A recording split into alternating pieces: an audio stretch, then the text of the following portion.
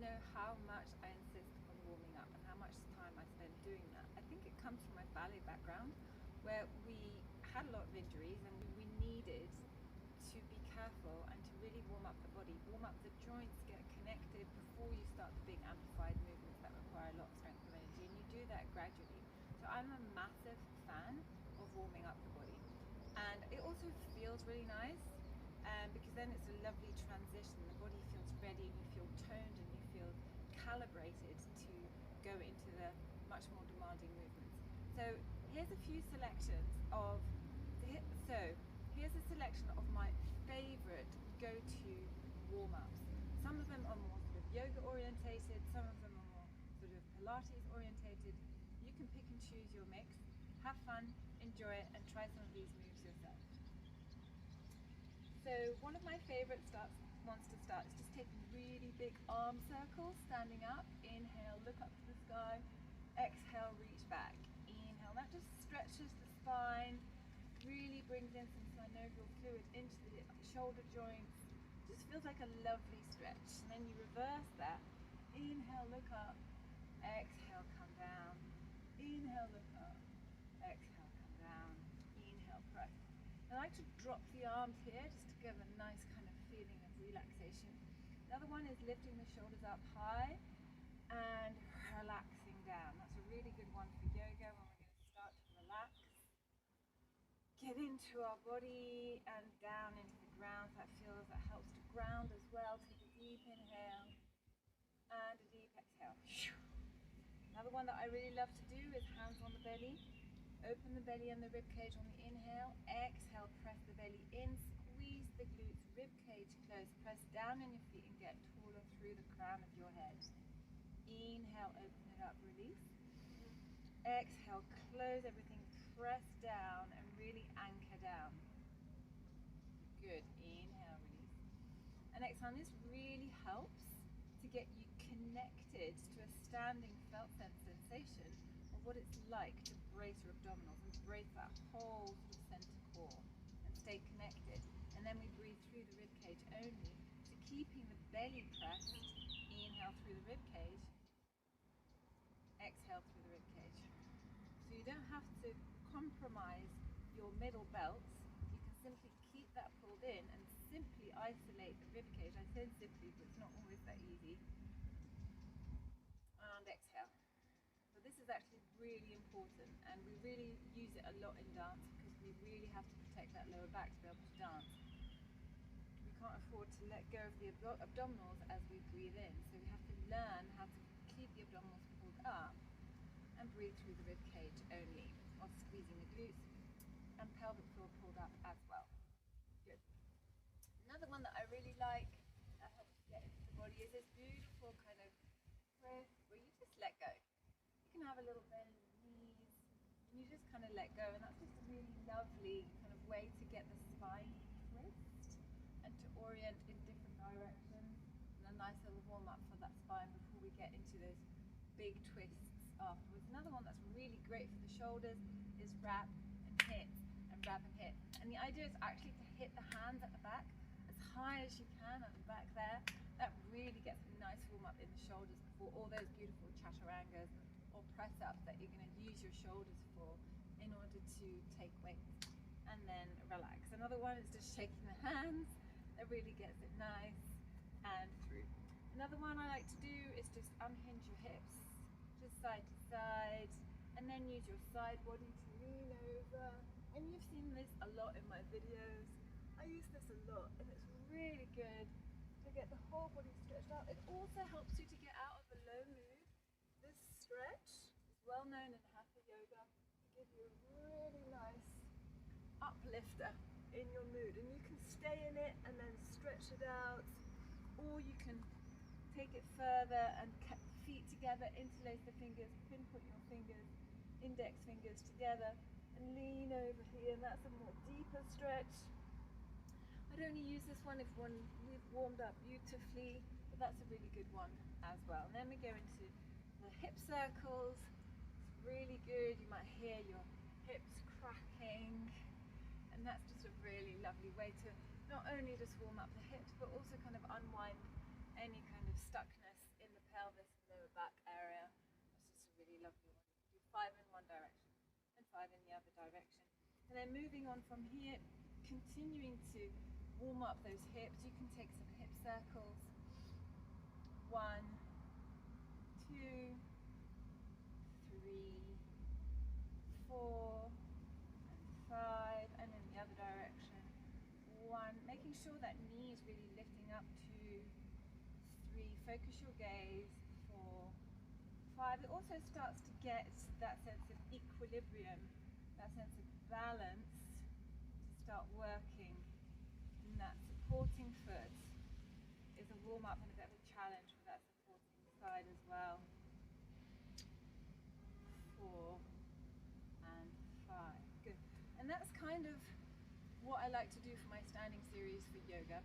If I'm going to be doing more of a Pilates, I love this kind of like treading the toes, rising up and squatting down, lifting the heels and rising up and down, lifting the heels up and down. That just gets really articulated.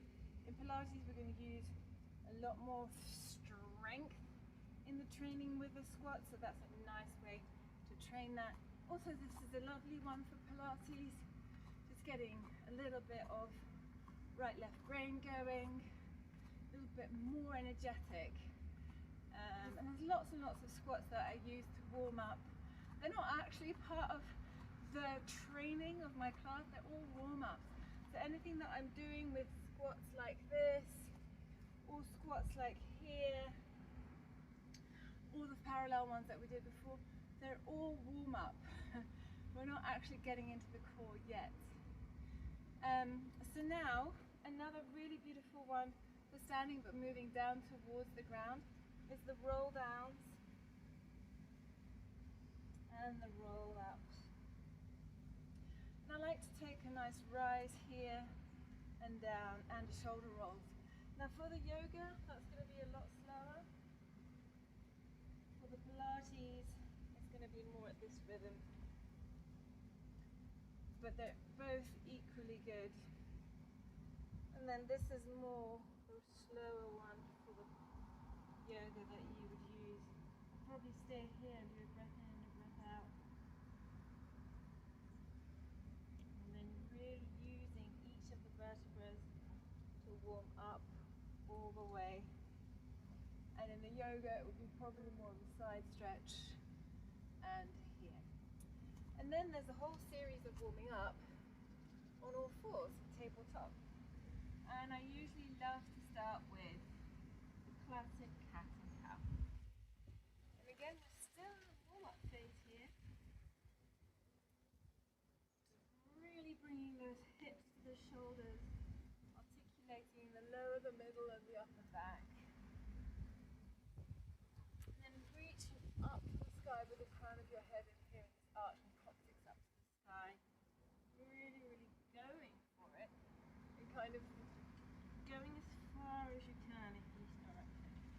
And then here again, I really love to do these little prints of the belly to the spine, releasing on the inhale, exhaling, print the belly to the spine without moving the spine. It's really helpful to engage the belly in this tabletop position because it really helps you to feel what it feels like to be pressed in your back, pulled up in your belly, press the rib cage, and pelvic floor pulled up. That's really a good one to start. And then there's loads that we can do here to warm up a little bit further. You can stay in your rounded back and take a seated position here, rounding the back, stay here. Inhale, come up and take an upward facing dog. And that just helps to continue the theme of rounding and arching the back. And you're still warming that up, right? You're still learning, or the body's still kind of getting into the felt sense of articulating in both directions before we go and do more intense versions of these two, right? Okay. And then another one that I absolutely adore is this crazy cat. Sometimes I call it around the world. Again, this is really still part of oozing into your class, your practice. And whilst it might feel like you're actually doing a part of the core class, it's actually really just a warm-up. And really don't hesitate to really go into it. It's like an internal massage, I call it, for your spine, for your rib cage, for your hips, for your shoulders, and I do adore this one myself. And coming back to tabletop, another great one for twists. Here was like we're continuing the twist version of the warm-up, so reaching up and opening the heart on the inhale and coming back down. And then over to the left and through. You can do that several times. And down and up and down. Good, and then coming into downward facing dog. This is also part of the warm-up where we're warming up the dog. Chin in, equally good for Pilates and yoga. So I use it in both the downward facing dog, really stretching out those calves, stretching out the back. Down dog is just such a complete stretch, so good for you. You can settle into it with the heels down, look to your navel, chin in, and take a deep breath here. And deep breath out again. And then you can either walk the hands back to your feet for Pilates, that you. For yoga, we're actually going to go forwards with the feet. Right? Right, for the purpose of today, I'm just going to show you another warm-up that I really love for Pilates. So walking back, putting the knees up, unroll the shoulders, and I absolutely love this because I think it really gets the heart going for Pilates. So rolling down, down, down, walk into a plank. Now you can stay in plank and use that as a mini warm-up, or go straight through to a mini or a full squat, right leg squat, rise all the way down, right, left, find your plank again. You can add one of these and then walk it back, roll up and down. So then you can speed it up, and 1, 2, this is a nice one to quick, and through and down. It actually gets into everything. It's a bit fast, so your heart starts learning how to kind of get going. It really uses the main joints, speediness, right left brain, and through. And then just to challenge it even more, I'll go and switch sides. So we're going forwards, left, right, and up, and down, left, right, and back up. And these are just some of the warm-up sequences that I use to start up my classes. If you go straight into like online classes and they haven't got that much of a warm-up set in, these are some really nice ones to use. And if you're doing your own practice or going into something without necessarily that built into a warm-up, you can use some of these. They're really helpful, and then you can obviously improvise and do what you want with them. It's really important to warm up. I cannot stress this enough. You will save yourself injury because it will help you to be connected, and your brain needs some of that time. Sometimes it is enough just to do a brisk walk and get to your class, but often you need a little bit more. Join me for more on this channel, yoga and Pilates.